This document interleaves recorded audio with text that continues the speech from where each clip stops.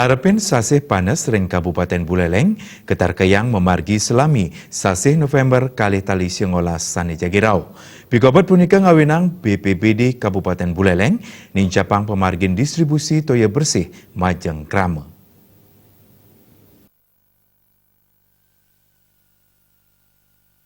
Panincapan distribusi toyo bersih ke Margiang, mawinan ake desa ring Buleleng kekantenang desa rawan krisis air bersih.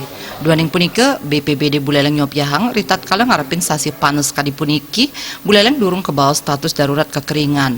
Ring sajroning pemargin distribusi toyo bersih, BPBD Buleleng ngamuliang wantuan saking organisasi non pemerintah untuk wantu krama desa ring Widangan Bali Utara.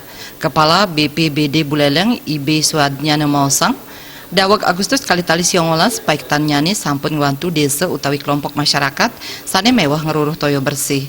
Makatah nyabran rahina mobil tangki duen BPBD Buleleng kemargiang antuk ngewantu distribusi toyo bersih nenten wantah ring Widangan Buleleng Barat Kemanten, Buleleng Timur taler ngarepin pikobat sekadi nucap. Bisa kita lalui dengan cepat, bisa kita 15.000 liter kita tiap hari kita berikan. Tapi kalau memang daerah jangkauannya sulit seperti Batu Gambir, Bukit Seni, di Semiran itu sudah sudah. Pak, berarti sekali lagi bisa ditegaskan Buleleng belum darurat?